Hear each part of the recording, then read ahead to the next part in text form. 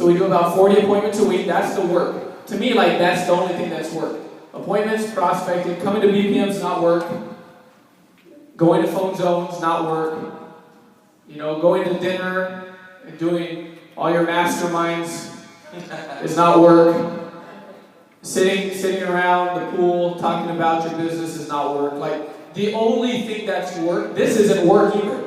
Coming to a convention's not work. The only thing that's work is stuff that directly puts money in your bank account.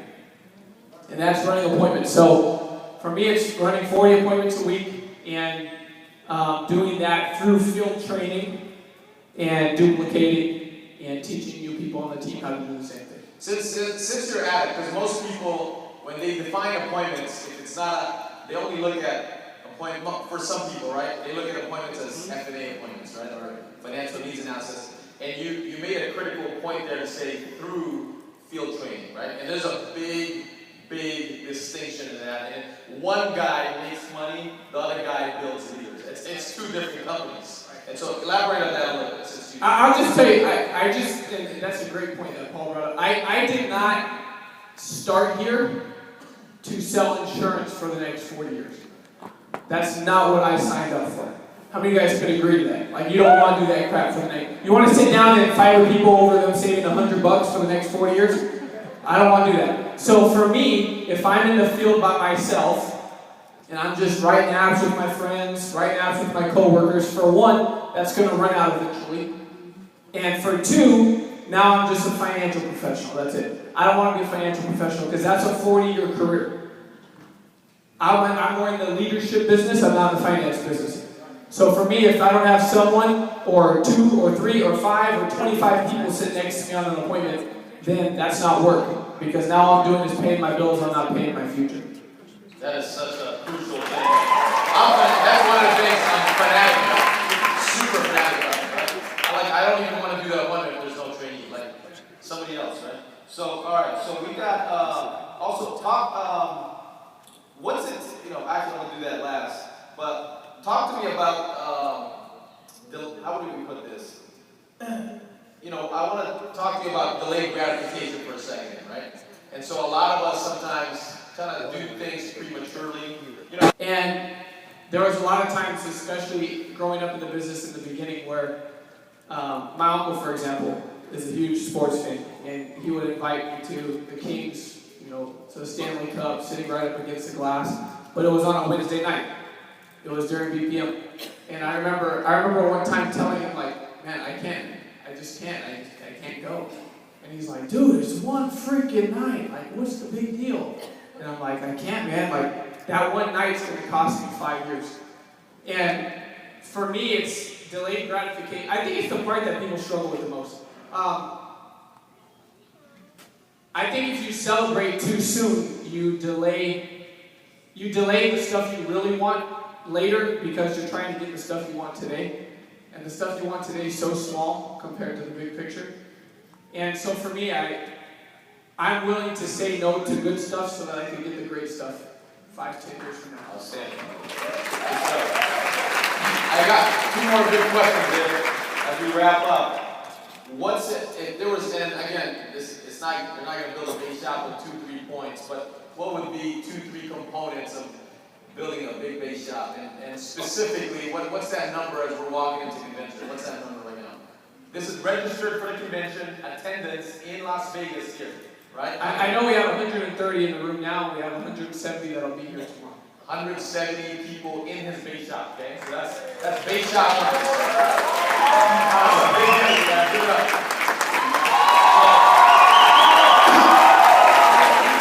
You're gonna hear from Jay more on stage in Las Vegas on an MGM stage, but what are 2-3 components that you can share with the team? I think number one,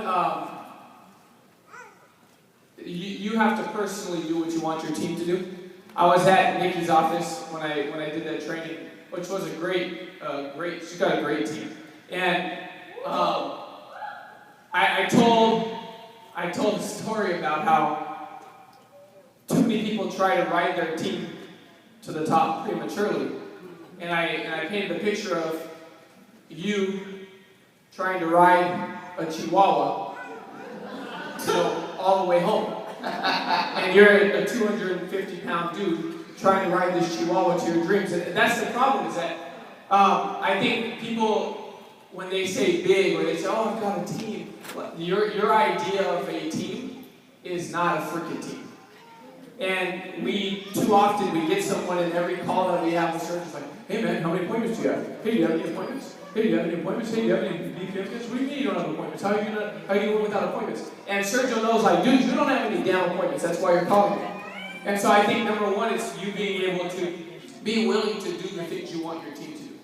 I think the bigger people get in the company, and this is just why we pass people over and over again, is the bigger people get, the better they get. But it seems that only in WFG, the better you get, the less you do. And it doesn't make any freaking sense. It's like if Steph Curry said, well, you know what? Now that I'm the best shooter in the league, I'm going to stop shooting. I'll just pass the ball. I don't want to be a ball hog. And I think people do that in the company all the time. They get so good, like at 100, at a quarter, at a half, you're better now than you've ever been. So why the hell do you run less appointments now than you've ever ran? Because today, when Kobe retired, they asked him why he never passed the ball. And he said, I truly believe both in my own ego and on my scorecard that if anyone's going to put the ball through the hoop, I have the best chance. So why the hell would I pass it? And yet, we get big in the business and we start passing it off. And so I think laziness is number one. Number two, your team's got to know you genuinely care. Like you genuinely would do anything for them. You're not looking at them just as a dollar sign. Otherwise, they quit. The second they feel like you need them, they're gone. So that's number two. And I think number three, you want a big base shot, you gotta enjoy the process. It doesn't happen overnight. A million-point base shot now in the company is not a big deal. Now, like, my goal is 2 million. And it just doesn't happen overnight. It just really, like, my let hit it right on the dot, so I'm not going to talk about it anymore, when he said that people just quit too soon. They quit too soon. We've been to hell and back 5 or 6 times in the business. But they always say if you find yourself stuck in hell, don't stop and pitch a tent there. Keep going. So keep on going. It's worth it. You just got to keep pushing. So lastly, as we wrap up, last question. So I just put some notes here, just random things that came to mind. I said, man, you started Bro, and I just put a lot of flaws, right? But on the same token, you were literally incredibly curious. You were constantly curious, which brings out obviously being, creative and basically.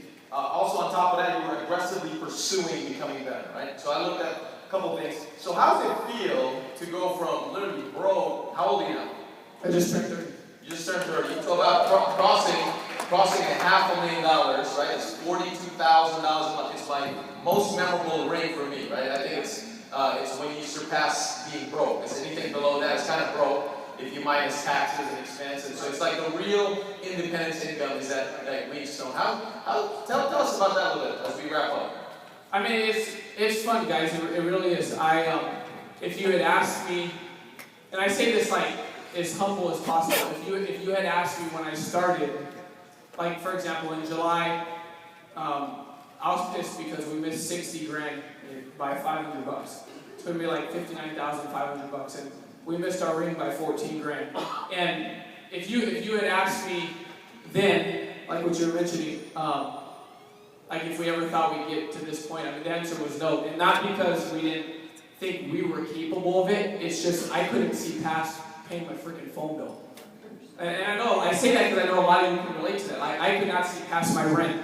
And I remember, and I'll tell you this, because I'm glad you brought this up. I remember I was coaching high school basketball at Rosemead High School. And I was so frustrated. And I had this good month where I had made about $5,000. And I spoke at an area wide in Chino. And I remember saying how when I did that, then the next 2 months I didn't make freaking shit. If I'm honest with you, I made nothing.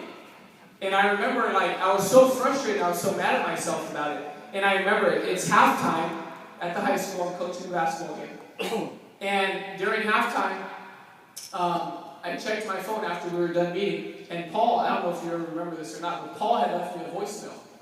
I wish I still had the voicemail. And in the voicemail, he said, hey Jay, I know we don't really know each other, but at Area Wide, you mentioned blah, blah, blah, blah, and he said, that's going to happen if you're just working to pay your bills. And there's got to get to a point where you're no longer working to pay your bills, you're working to build a business, you're working to build a company. And if you can get to the point where you're working to build a company long term, then you'll make it. And I think that voicemail, it changed everything for me, because I went from trying to survive to being able to finally, for the first time in my career, see past my bills. And the second I got to that point where that opened in my vision, the business got a lot of fun. And since then, it's been a growth process. And my biggest fear is getting stagnant and watching my numbers go like this. And I know that'll happen the day I stop getting better. So that's why we're so focused. Outstanding. You guys getting value today? All right, let's wrap up.